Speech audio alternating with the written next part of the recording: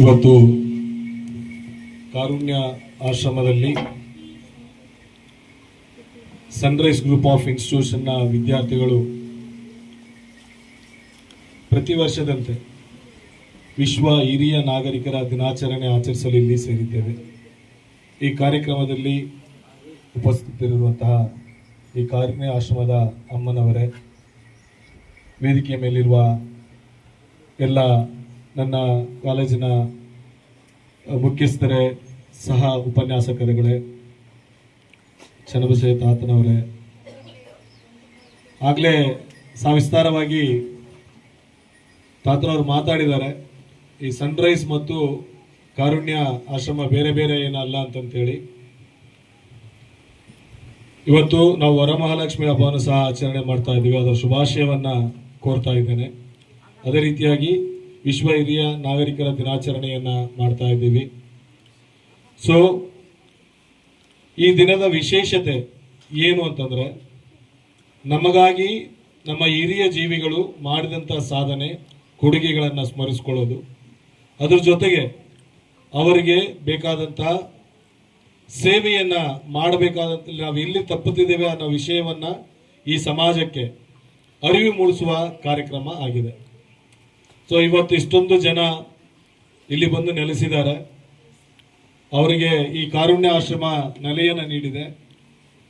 ಅವರ ಮಕ್ಕಳಾಗಿ, ಸಹೋದರರಾಗಿ, ಬೇರೆ ಬೇರೆ ರೀತಿಯಲ್ಲಿ ಅವರ ಜೊತೆ ನಿಂತು ಈ ಕಾರುಣ್ಯ ಆಶ್ರಮದಲ್ಲಿ ಸೇವೆ ಮಾಡುತ್ತಿರುವಂತಹ ಚನ್ನಬಸಪ್ಪ ತಾತ ದಂಪತಿಗಳು ಹಾಗೂ ಇಲ್ಲಿ ಇರುವಂತಹ ಸಿಬ್ಬಂದಿಗಳು, ಅವರಿಗೆ ಅವರ ತಂದೆ ತಾಯಿ, ಅವರ ಹಿರಿಯ ಜೀವಿಗಳು ಕಲಿಸಿಕೊಟ್ಟಂತಹ ಸಂಸ್ಕೃತಿ ಹಾಗೂ ಸಮಾಜವನ್ನ ಹೇಗೆ ನೋಡ್ಬೇಕಂತ ಅವರ ಹಿರಿಯರು ಅವ್ರಿಗೆ ಕೊಟ್ಟಂತ ಹಾಕಿಕೊಟ್ಟಂತ ದಾರಿ, ಇವನ್ನೆಲ್ಲ ಮನಸ್ಸಲ್ಲಿಟ್ಕೊಂಡು ಇಂಥ ಕಷ್ಟದ ಸಂದರ್ಭದಲ್ಲಿ ಯಾವುದೇ ಸರ್ಕಾರದ ಒಂದು ಅನುದಾನವಿಲ್ಲದೆ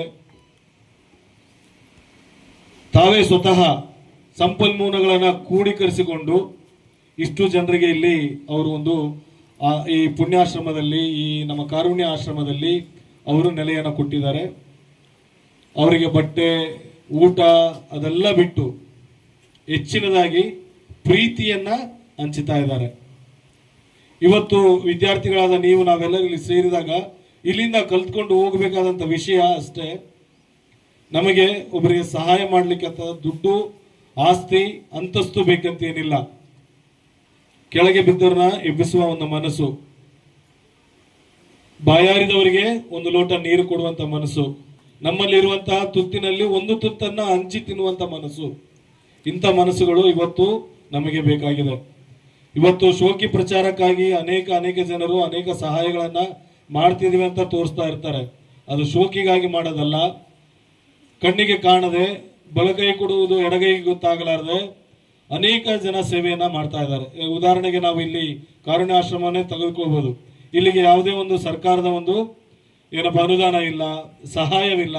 ಆದರೂ ಕಣ್ಣಿಗೆ ಕಾಣದ ರೀತಿಯಲ್ಲಿ ಬರುವಂತಹ ಎಲ್ಲವನ್ನು ಕ್ರೋಢೀಕರಿಸಿಕೊಂಡು ಇವನ್ನೆಲ್ಲ ಮಾಡ್ಕೊಂತ ಹೋಗ್ತಾ ಇದ್ದಾರೆ.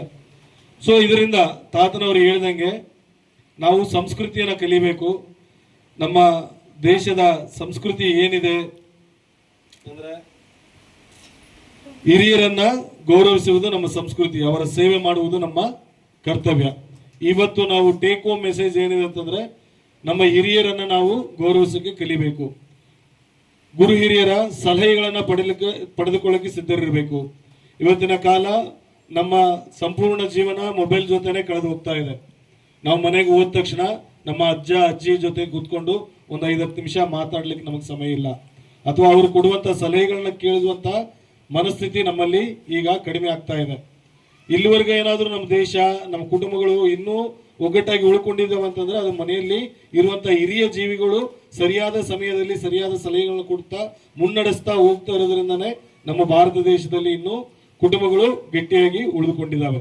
ಅದಕ್ಕೆ ಮೂಲ ಬೇರುಗಳು ಯಾರುತ್ತಂತಂದ್ರೆ ನಮ್ಮ ಅಜ್ಜ ಇರ್ಬೋದು, ಅಜ್ಜಿ ಇರ್ಬೋದು, ತಂದೆ ತಾಯಿಗಳಿರ್ಬೋದು. ಬರುಬರ್ತಾ ಕಾಲಮಾನದಲ್ಲಿ ಏನಾಗ್ತಾ ಇದೆ ಅಂತಂದ್ರೆ, ಇವತ್ತು ಕೂಡಿ ಊಟ ಮಾಡುವಂತಹ ಸಂಪ್ರದಾಯ ತಪ್ತಾ ಇದೆ. ಒಟ್ಟಿಗೆ ಕುತ್ಕೊಂಡು ಡಿಸ್ಕಷನ್ ಮಾಡುವಂತ ಸಂಪ್ರದಾಯ ತಪ್ತಾ ಇದೆ. ಒಂದೇ ಮನೆಯಲ್ಲಿ ಎಲ್ಲರೂ ಒಟ್ಟಿಗೆ ಇದ್ರು ಒಬ್ಬೊಬ್ರು ಒಂದೊಂದು ದಿಕ್ಕಲ್ಲಿ ಕೂತ್ಕೊಂಡು ನಾವೊಬ್ಬರೇ ಫೋನ್ ಜೊತೆ ಮಾತಾಡ್ತಾ ಇದೀವಿ. ಎಲ್ಲರೂ ಒಟ್ಟಿಗೆ ಊಟ ಮಾಡ್ತಾ ಇಲ್ಲ, ಸಮಸ್ಯೆಗಳನ್ನ ಮಾತಾಡ್ಕೊಳ್ತಾ ಇಲ್ಲ, ಒಬ್ರಿಗೊಬ್ರು ಶೇರ್ ಮಾಡ್ತಾ ಇಲ್ಲ. ಹಾಗಾಗಿ ಇವತ್ತಿನ ದಿನಮಾನಗಳಲ್ಲಿ ಇಂಥ ಪರಿಸ್ಥಿತಿಗಳು, ತಂದೆ ತಾಯಿ ಮನೆಯಿಂದ ಹೊರಗೆ ಬರೋದು, ಡೈವರ್ಸ್ ಆಗೋದು, ಮತ್ತೆ ಮಕ್ಕಳಲ್ಲಿ ಒಳ್ಳೆಯ ಸಂಸ್ಕೃತಿ ಇಲ್ಲದೆ ಹೋಗುವಂಥದ್ದೆಲ್ಲ ಆಗ್ತಾ ಇದೆ. ಇವೆಲ್ಲ ಆಗಬಾರ್ದು ಅಂತಂದಾಗ ಇವತ್ತಿನ ದಿನಾಚರಣೆ ವಿಶ್ವ ಹಿರಿಯ ನಾಗರಿಕರ ದಿನಾಚರಣೆ ಸಂದೇಶವನ್ನ ನೀಡ್ತಾ ಇದೆ. ನಿಮ್ಮ ಹಿರಿಯರನ್ನ ಗೌರವಿಸಿರಿ, ಅವರ ಲಾಲನೆ ಪಾಲನೆಯನ್ನ ಮಾಡ್ರಿ.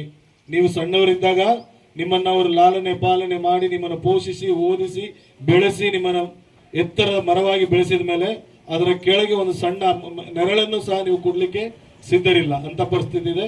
ಅದು ಮುಂದೆ ಆಗಬಾರ್ದು ಅಂತ ಹೇಳ್ತಾ ಈ ಸಂದರ್ಭದಲ್ಲಿ ನನಗೆ ಮಾತಾಡಕ್ಕೆ ಅವಕಾಶ ಕೊಟ್ಟ ನಿಮ್ಮೆಲ್ಲರಿಗೂ ವಂದಿಸಿ ನನ್ನ ಭಾಷಣವನ್ನು ಮುಗಿಸ್ತಾ ಇದ್ದೇನೆ. ಧನ್ಯವಾದಗಳು.